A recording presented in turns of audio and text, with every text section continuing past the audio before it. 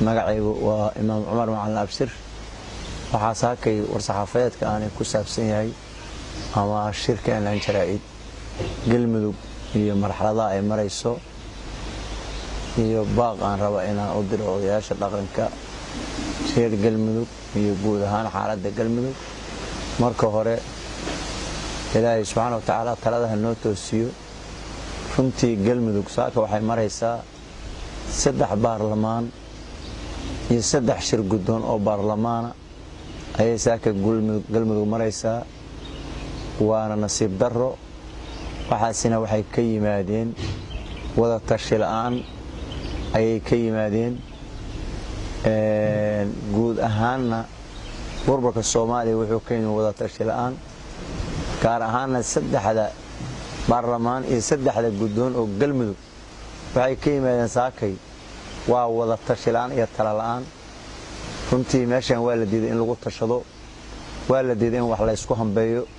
waa la diiday in wax la dhimriyo mar haddii la isku diido guddigii maamul samaynta galmudug ay diideen inay taladii ummadda iyo systemkii baarlamaanka iyo qabaa'ilada ay diideen in taladii wax laga siiyo oo ay noqotay warqad inta la soo qaatay la yiri ninkaan saxiix ninkaan ma saxiix kartid khilaafkaas iyo caburintaas waxaa ka dhashay 3 baarlamaan saaka in galmudug leedahay gaalkacyo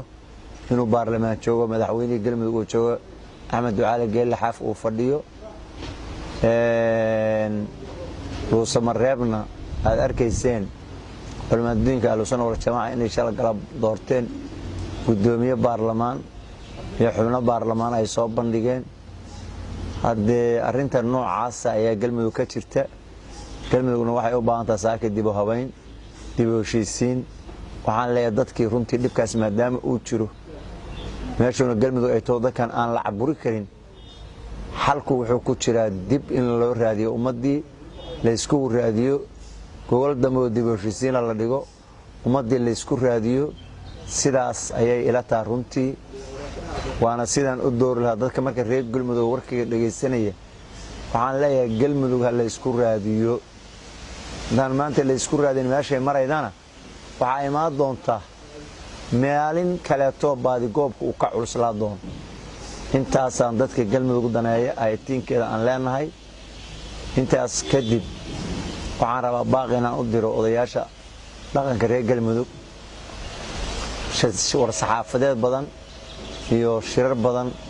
oo odayaashu ay wadeen habeenadan iyo maalmahan arkay runtii oo ay ku dhex jirto xaq jirnimo oo ay ku dhex jirto in maaragtay dadkii qaybna la fogeynayo qaybna la soo dhaweynayo runtii taasna waxaan leeyahay odayaashu hawsinaadeen dadka siyaasadana aysan dhinac maaragtay ku milmin ama ha sheegteen odayaashii dhaqanka inay yihiin oo haday odayaal dhaqan yihiin dadka inay u dhaxeeyaan ay dhaqan ku yihiin haddaysan odayaal dhaqan ahayna hadda waa siyaasiyiin siyaasiguna dantiisa iyo aragtidiisa hal mar meeshay ka gooydo yaqaanaa runtii marka waxaan leeyahay odayaashu dib ay isku laabteen waxa laga rabaa odayaashu inay u tagaan culimada ahlusunna wal jamaa waxa laga rabaa odayaashu inay u tagaan gudoomiyaha gacal iyo baarlamaankiisa waxa laga rabaa odayaashu madaxweyne xaafiye inay u tagaan baarlamaankiisa inay dadka reer galmudug isku raadiyaan laga rabaa maana inay qayb la saftaan qaybna cambaareeyaan qaybna soo dhaweeyaan wax kala ka imaamayaan odaytinimadii iyo mas'uuliyadii odayaasha ayaa dhaawac ku noqonaya ugu dambeyntii waxaan rabaa inaan warkayga ku soo gabagabeeyo magaalada joogna waa Dhuusamareeb meeshan Dhuusamareeb la yiraahdaa culimada ahlusunna wal jamaa hanjabaada loo jeedinayo iyo cagjuuleynta loo jeedinayo iyo waa laga takhalusiyaa la leeyahay ayadana dib loogu laabto meeshan colaad iyo dagaal lagama rabo meeshan nabad iyo odaytinimo laga rabaa ninkii gurbaan colaadeed Dhuusamareeb keeno ku garaacayna waxaan la hubaa inuu san wax guul ka keenin guul ma laga keenay meeshan galmudug la yiraahdo Dhuusamareeb la yiraahdo waa caasimadii waxa la rabaa dadka in qalbi wanaagsan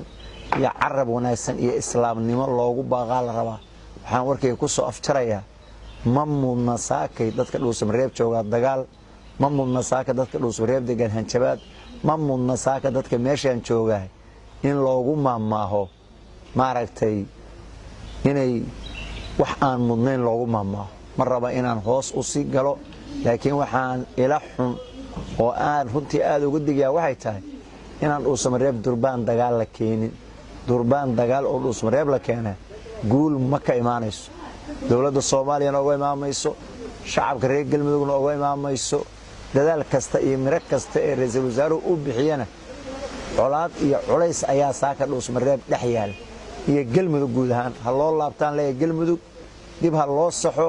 galmudugna nabadoon ay u baahan tahay uma baahna nin odaya oo qoryo hor kacaya waa mahadsantiin. Assalaamu calaykum waraxmatullaahi wabarakaatuh.